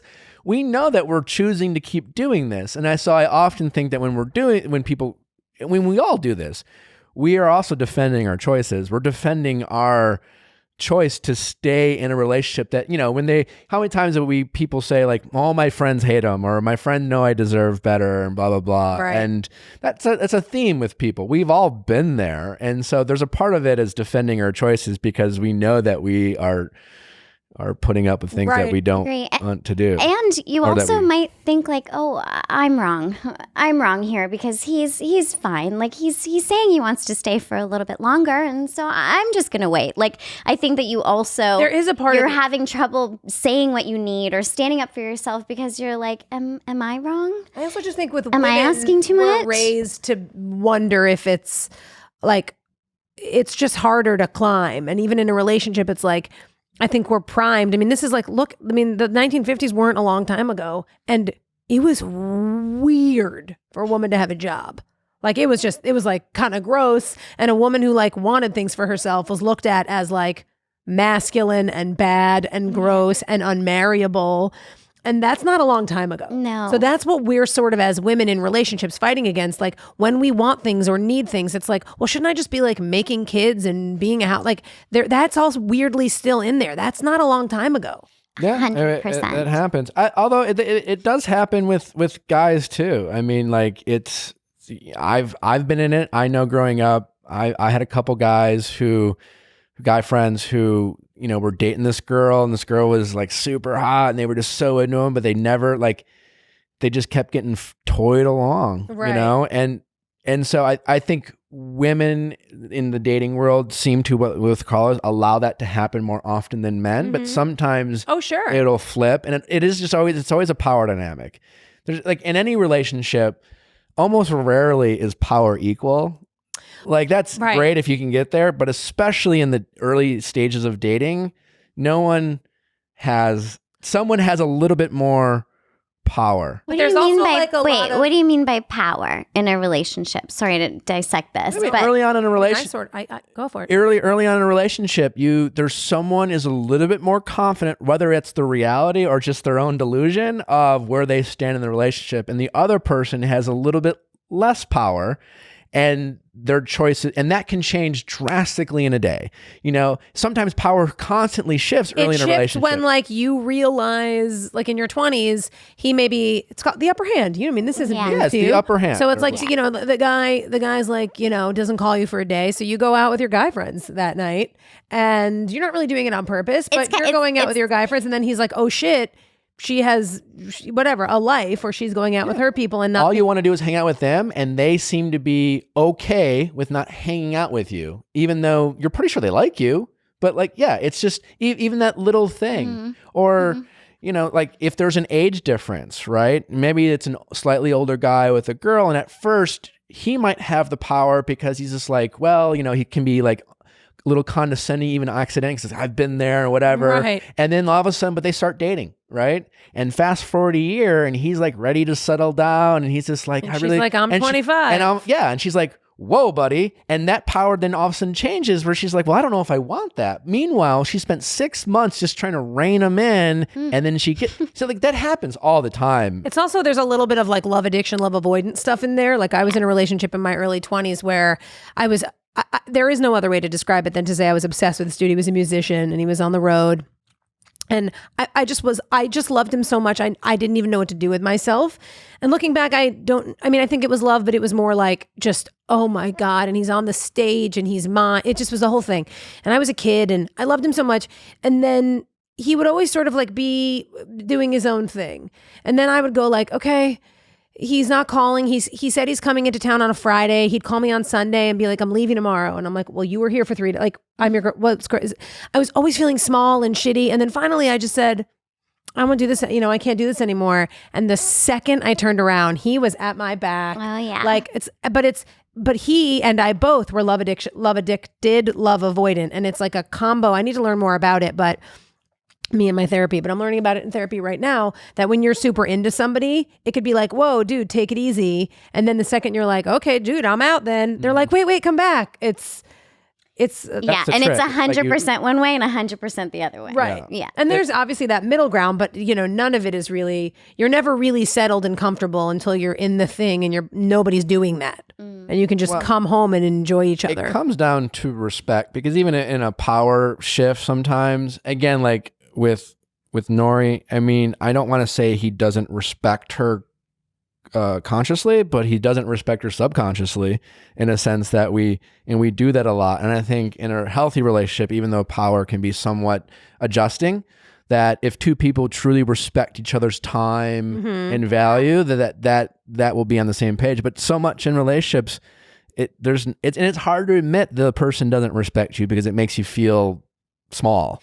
I think that's like I agree with what you're saying, and maybe I'm just bucking it because I don't want to feel small, but I don't, like, I'm not sure if it's like I guess you're right. Maybe it is. Like, Think about it, and it's inconsiderate on a lot of levels. That's what I'm saying. Inconsiderate is a sign of disrespect. Yes. I'm not saying this person's like, I don't like going to their friends and being like, yeah, I'm hanging out with this person, but I don't really respect them.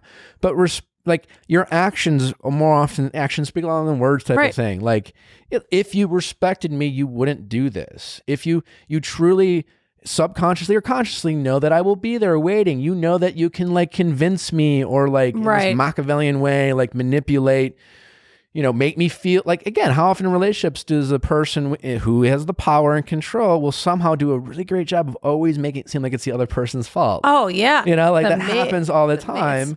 And it's a rabbit hole. I like the idea of bringing the idea of respect back up again, and where that respect lies, and allowing it to be this simplicity of like, like, you're not being considerate of my time or what I'm going through. It's like empathy, respect, all of those things I think need to be considered much heavily generally. It's one of those tricky things that people have a really hard time admitting. It's like, even when you get cheated on, a lot of people have a hard time admitting to other people they got cheated on because they feel embarrassed.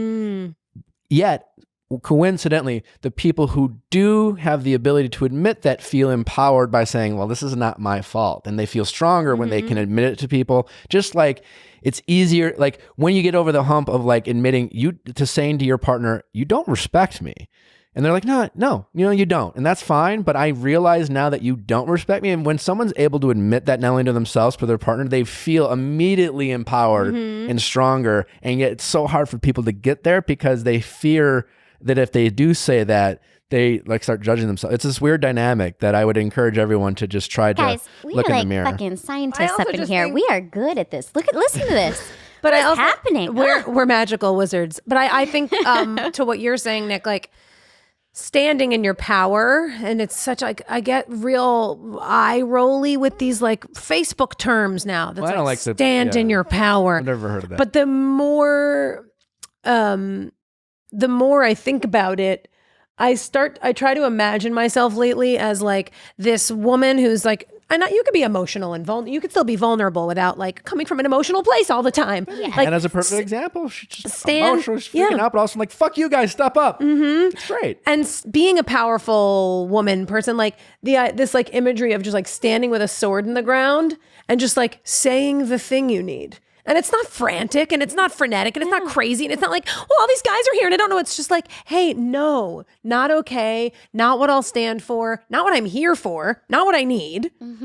And it feels so, like when I'm talking about it with you guys, it feels so easy. But boy, I got trouble with it when I'm looking at someone's face that I like. Oh boy. Well, that's the hard thing, because you're afraid that if you say what you want and need, that you're not going to get the answer that you want. And you're afraid of the yes answer. And people tell themselves all the time that maybe is better than no. But there's also this sense of like, hey, look, a friend of mine pointed it out to me. This was a couple relationships ago. But like, even if you word it in a way of like, hey, I hope this doesn't make, it's sort of disarming, but like, hey, what I'm about to say might be the end of this. I hope it's not. That's not why I'm saying this.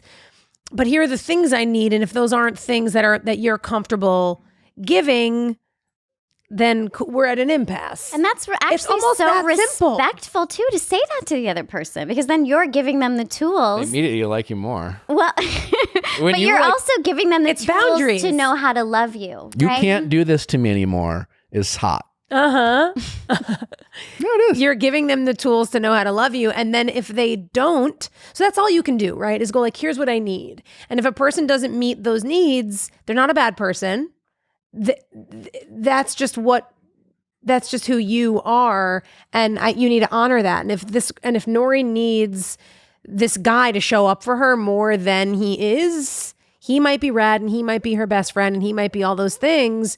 But if he's not showing up for her, which we spoke to her for 2 minutes, but he's clearly not. Yeah. And the truth of the fact is, and she's going to find this out if she listens and really does take these steps, is that the only way to feel full and to stand with that sword in the ground is to take what you need for yourself. And you'll always feel better at the end of the day when you stand up for yourself and do those things. And I think a big mistake a lot of people make, certainly a mistake I made in the past, was just being like, well, certainly I didn't know as we discussed, I didn't know my needs. But even once I did, just being like, nah, people don't change. This person's not for me. I need X, Y, and Z. And look at them. They'll never do that. And that's not fair either. No, that's Because then it's like you have to bring it up. But I think when I tell people like, hey, these are the, let's say in like the past, like, okay, these are the things I need, but this person doesn't really seem like that kind of person. In my brain, it would always be like, well, then let's just call it. Like, this is clearly not compatible. But You didn't give him an opportunity. that's not fucking fair. Exactly. Wow, guys. You're so small. I can't believe you're real. Your eyelashes I are don't so long care. and beautiful. Thanks. I use mascara. It's made by MAC. Oh Who my gives a rap? God. Could you see me? I was looking deep at you for a second. And I was like, Wow. God damn it. We're Anyway. friends. Well, I feel like we could just keep talking. I I'm here for know. it. Jackie, thanks so much. What a goddamn delight. Have fun, coming. huh? Don't forget to buy Natural Habits, people. NHOils.com. 20% off for first-time customer. It's my essential oil business, Jackie. Really? I brought you some. You did? I love essential oils. Follow me on Instagram. His are amazing. Also, You yes, made a promise. I did promise Jackie if she comes on this podcast that we will blow her Instagram up. Well, he just said, what do you want to plug? And I said, Glow Season 3 and my Instagram. and my goddamn Wait, Instagram. what's your handle? Yeah. It's at Jackie Tohn, JACKIETOHN. Okay, let's So set a follow little goal Jackie here. How many on- do you need by the end of this podcast? 75K. 75. Oh, you need 75K So- additional? No. Girl? No, that's the goal. How many more do you need? So, 100? 1,000?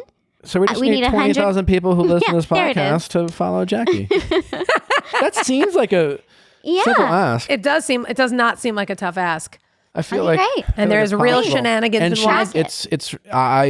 it's content rich. content rich. I checked it out. She is starring. I can say starring in the hit TV show She is Glow. starring in it. Yeah. Netflix season 3. Coming out August 9th. Season 1 or 2 are already on Netflix. If you haven't seen it, check it out. A quick shout out also to Allison Brie, who I love so much and know very well. And she's an angel and a half. And I'm so happy that you get to be around her often.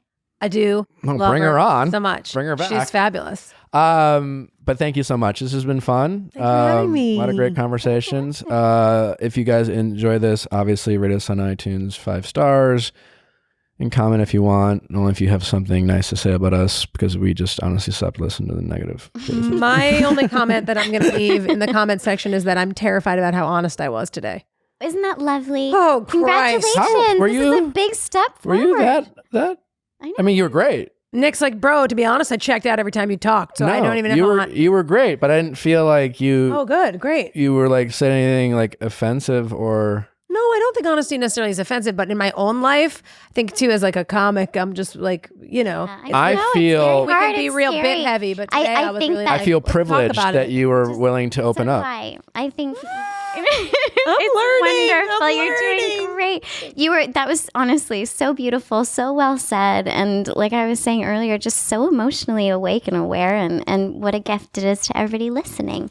Jackie. I think that's how we bring it home. Just a tiny mouse. Well, next week, I don't. Maybe Rochelle will be back from Who knows where that woman is? I don't know. I don't know where she is. She's in contact. We have heard from her, so she's doing well somewhere in the world. This Rochelle vagary is weird. Well, I got to know Rochelle when we started this podcast. Rochelle has an interesting life that we're peeling back the layers. She's a full bat. Yeah, she's crazy. I love it. It's great.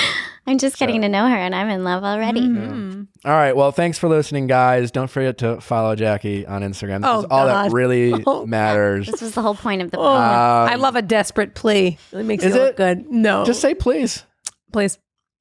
What's wrong with it? Again, it's content rich. We're so proud. Go get it. There's so much happening. Do yourself a favor. Follow Jackie. Yeah. How about it? Have a great week, guys. Bye. Thanks for listening.